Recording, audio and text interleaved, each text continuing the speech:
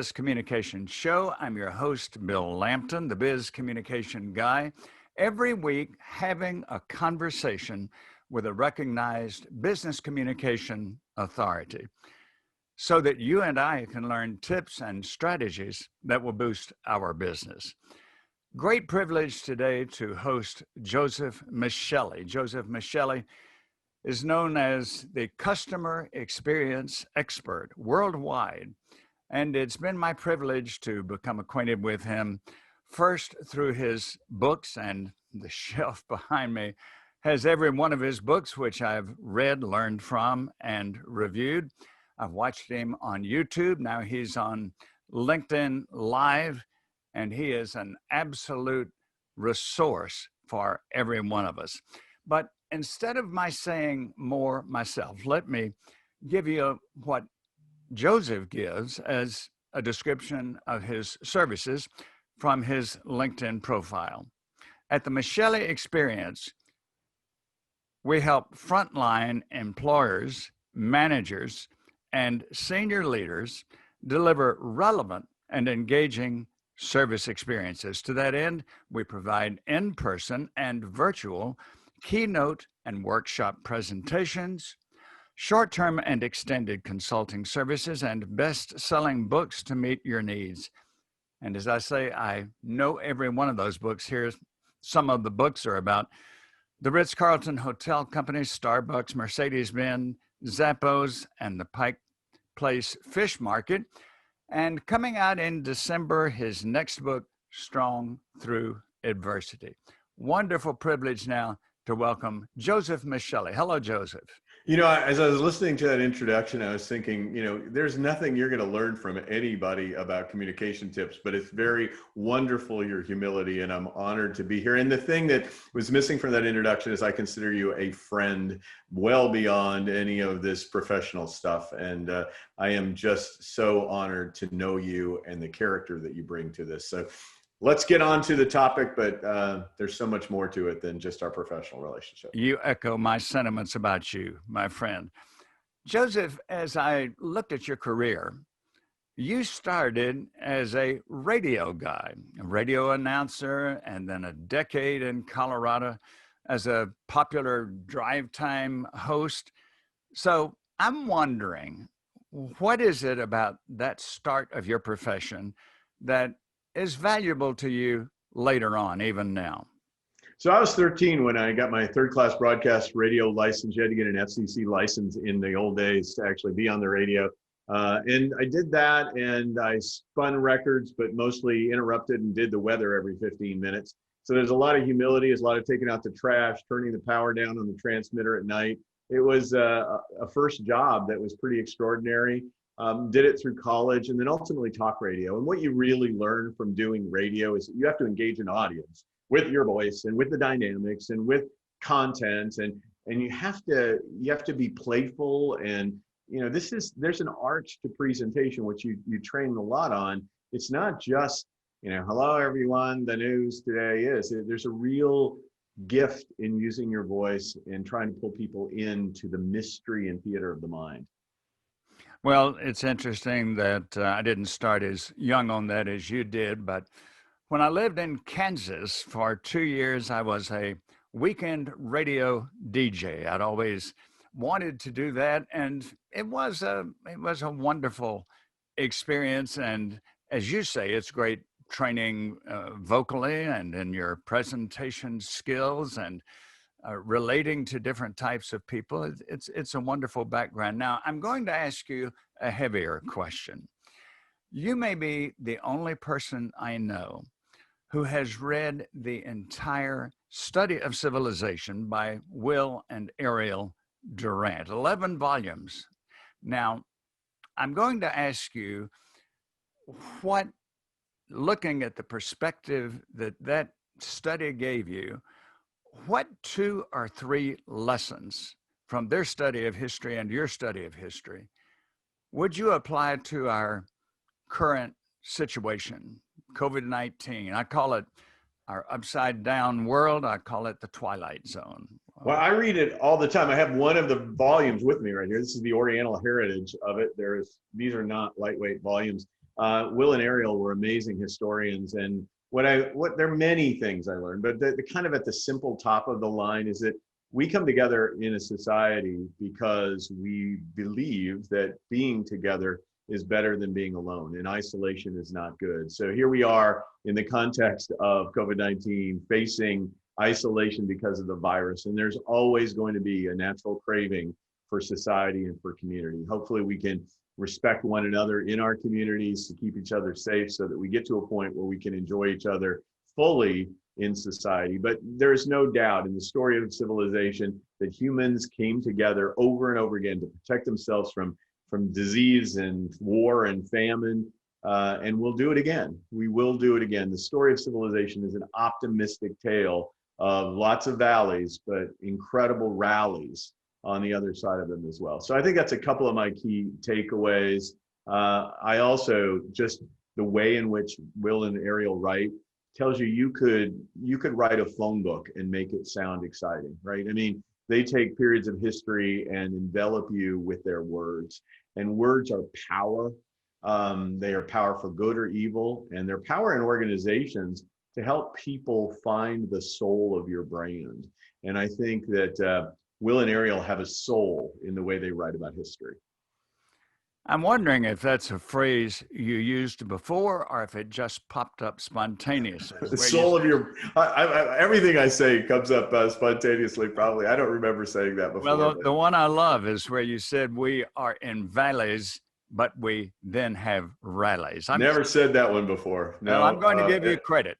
Yeah, but Dr. Seuss also influenced me, so that's probably where that came from.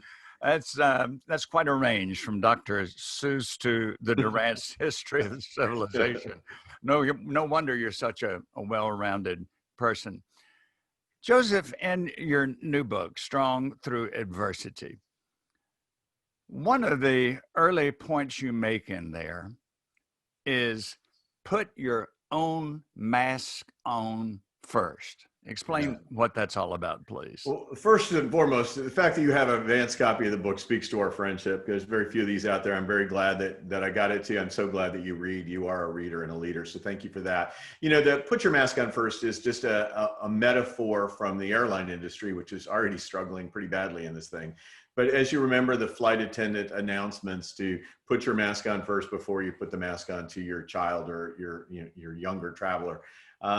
The whole notion there is to kind of challenge the leader model that the leaders eat last, right? Like I get that. I think there is something to be said as long as you eat. But there are a lot of sacrificial leaders right now who have worked 20 and 30 hours, in a row. And they're wondering why they're not going to be able to sustain success. This is a marathon we are in right now. And you need to be able to not see self-care as selfishness. And if you can nurture yourself while focusing on the best interest of your team and your organization, you will survive this. But there are many people who are suffering from alcoholism, anxiety, and depression because they're just numbing themselves when they otherwise should be caring for themselves. There's another point, and thank you very much for that explanation. There's another point. In the book, you talk a good bit about listening skills. Here you are, a world-renowned keynote speaker, a person who's in high demand for presentations. We've had to change the style of that, of course. We don't get as many live in-person audiences as we did, but thank God for technology. Now, one of the things that impressed me is that as much as you believe in the spoken word, in the book and elsewhere, I've heard you talk about the importance of listening skills. How did that develop with you? Was it because of your training as a psychologist, or was there some other experience that prompted you to see the great value of listening, which is more important now than ever in our situation? Well, my mama didn't know she was quoting Epictetus, just to be real clear, but she was. And that Greek philosopher once says you have two ears and one mouth, and you should use them proportionally, right? My mama would basically say something on par with that. The notion that we can speak anything cogent that anybody would want to hear is always predicated on understanding your audience. And again, Bill, I refer you out to colleagues who are interested in learning how to communicate. And I think foundationally, you and I both know that that starting point of that consultation or building a relationship with somebody is listening. You know, people don't really care to hear you speak until you demonstrate that you care to understand their need. And so I think the people who don't get that are the ones who behave as if they're at a Chamber of Commerce event, just passing out business cards the whole time, never understanding the needs of any of the people to which they're trying to promote themselves. This is a world of dialogue. And maybe we've learned that more than ever because we've slowed down a bit in the pandemic. And the nature of technology kind of requires us to pause, or we talk over each other. All I know is that the more we listen, the more able we are to identify both the stated and the unstated needs of the person that we sit across from. And when we do hear them and they feel heard, now we have the foundation to be of service. Yes, and I remember so well, Joseph, years ago when I first started my consulting and training business, I was directing a seminar in my home state of Mississippi. A group of attorneys, I brought up the topic of listening. We spent some time on that, and one of the attorneys chimed in and said, I have in my profession handled more than 500 divorce cases. And in every one of them, without exception, either one or both parties said he or she does not listen to me. So it's vital in our home relationships, it's vital in our work relationships. And having dealt with so many leaders, CEOs, managers, supervisors, I'm quite sure that you find that the ones who are out of touch with their people are the ones who just do not listen. Yeah, let me restate what you just said. I do think the foundation of marital distress often is a lack of listening actively. And as I restate what you said, I'm demonstrating the very thing that I think we don't do enough of, which is to make sure we heard what the other person said before we launch into our own thoughts about what we want to say. Long ago, Carl Rogers said that. Long ago, Carl Rogers talked about reflective listening. And to make sure, as you're saying, that we understood what the other person said, informally repeat it back. Is this what I understood you to say? Yeah, I mean, you just did that with me too. I was like, we're flipping it back and forth. And I think that is a slowing down of the communication. Sometimes we're so eager, particularly CEOs and leaders, to fix it now, that sometimes we fix it before we understand it, and then we don't understand why it didn't stay fixed, right? And I believe fundamentally that good leaders are the best listeners. Really, they listen so effectively that they can make well-informed choices.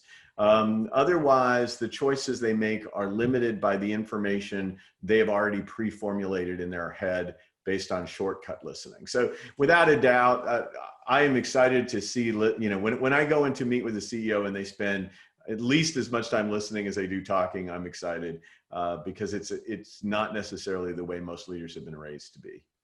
I would bounce back to your excellent LinkedIn Listen Live yesterday, LinkedIn Live, where you and Craig LeMasters talk about really how well do bosses know their employees? Do they know their families? Do they know their hobbies? Do they know where their kids are in college?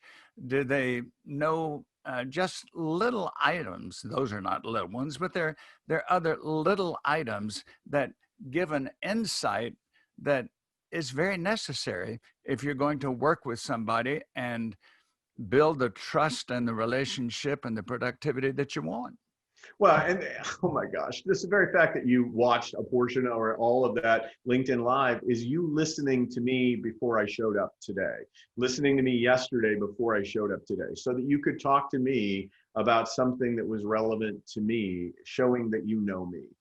It's the same thing as what we talked about, right? I mean, again, kind of circling all the way around. The more bosses listen to their team, ask questions, pay attention, keep their radar on and view and understand what is important to their people, the more likely their people are to be engaged fully in their work, give more discretionary effort, and ultimately serve the customers that leaders want served. And those who don't are just treating people like objects, like a hoe or a wheelbarrow or anything, and have no more regard for them than that, and then they expect them to perform extraordinarily.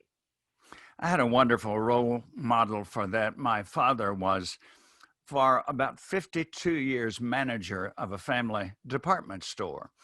He knew everyone as well as the employees knew each other. And he thought it was very important that he was at their important family events outside of the workplace. I would imagine that he attended hundreds of funerals over that 50 years, not because it looked good to do that, but because he really cared for the people. And you can imagine how revered he was as a leader. So I had a great role model for listening and for checking in on the employees. And I think we can do that in the workplace. We can do that in our neighbors. My dad was the guy at his funeral, had all these people come up to me and they said, "Did you know when your dad had his lawnmower out, he'd mow my lawn across the street?" I think it's listening with our eyes sometimes to see that neighbor is infirm and needs a little extra, and you're able-bodied and got your resources already available. It's for all of us in all things, and that links back to the story, the history of civilization, right? The more we effectively serve one another, the better all of our lot in life is. The more self-focused we become, the more isolated we become, and the less able we are to serve one another or feel trust in anyone serving us. Joseph, when your book emerges in December, and that'll be a great holiday gift for a lot of people, when your book emerges, I know that I will be talking with you about it then. But it amazes me that you had interviews with 140 world business leaders. This was not just something that was off the top of your head. And so I think that gets back to this business of togetherness we're talking about. People who are having those problems, the psychological problems and the behavior problems now, it's necessary, yes, health-wise, that we isolated ourselves. We know that. And it's still necessary to the extent that we get medical advice on that. At the same time, I've had many opportunities. I've got a little puppy. I walk every day, and neighbors get out and they walk. And that's much of my socialization. If we just hole up during times of trouble, not just the pandemic, but at other times in our life, we weren't meant for isolation, were we? No, we really weren't. And the 140 people that I interviewed were all virtual. I wasn't sitting with them, unfortunately. But shortly after the pandemic hit, I reached out to my clients and they introduced me to other leaders like themselves. And before you know it, I'm talking to Brian Cornell, the CEO of Target, or Michelle Gass, the CEO of Kohl's, or Hans Vestberg, the CEO of Verizon. And some of that's because I was reaching out to Jeff Daly, who I worked with, the CEO of Farmers Insurance. And what happened in those conversations was much the same things what we're talking right now. Those people, as I asked them how they were doing, what did they need? How could I be of a service? Just in general, what were they trying to do to be effective in this crazy, unfathomable time? It was in those conversations, like our conversation right now, that insights emerged. And those insights then become the grounding of the book, which hopefully will have impact on future generations of leaders if and when they ever face crises of anything close to this. So I do think that the willingness to reach out to them, their willingness to give up their time and insights, it is all part of not being isolated, albeit virtually distanced, but not being isolated. Joseph, time flies when you're having fun. And this is so much fun, but it goes beyond that.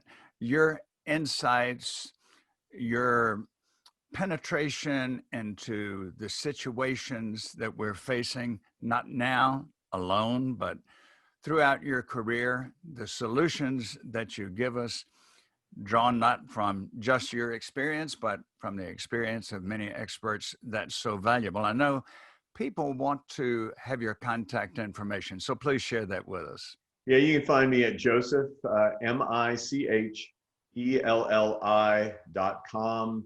That's also my handle in LinkedIn. It's just Joseph Michelli, and I'm on Twitter and all of the other platforms. So just look for me, Michelli.com,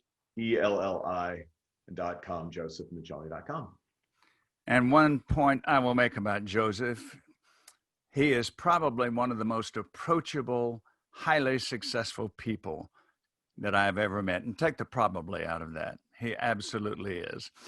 I am so pleased he shared his contact information. I do encourage you to get familiar with him. Read his books, watch him on YouTube. Thursdays at 12:30 is his Listen Live Eastern Time. And Joseph, I had listened to you on that, not just this time, but I'd listened to the previous one, and they're wonderful conversations that you host. And since we're going to have you on, so you'll join the ranks. We've had Dickie Smothers on not too long ago. For all of you who are old enough to remember the Smothers Brothers comedy team, and just a charming tale of life transformation and how to maintain authenticity and speak from from a communication perspective, to be willing to speak your truth, even though it's not always popular. I'm looking forward to being hosted by you on December 3rd. That's going to be a great privilege for me. And Joseph, since you've given your contact information, I'll give mine. Biz Communication Guy. So logically, my website is B-I-Z, bizcommunicationguy.com. Invite you to go there. Check my services for corporations and leaders. Get in touch with me, subscribe to my online newsletter, and I look forward to hearing from you about how I can assist you with my services. Joseph, closing thoughts for us, please. Just that it's an honor and privilege. You're, in my mind, the modern day Paul Harvey. You have incredible voice, incredible enunciation, and not only that, you're an incredibly wonderful human being whose transformation on business communication is legendary. So keep up the great work, and thanks for having me. Thank you so much. And I know that our viewers and our listeners on podcast thank you as well. So be with me next week again for another outstanding guest on the Biz Communication Show. I'm Bill Lampton, the Biz Communication Guy.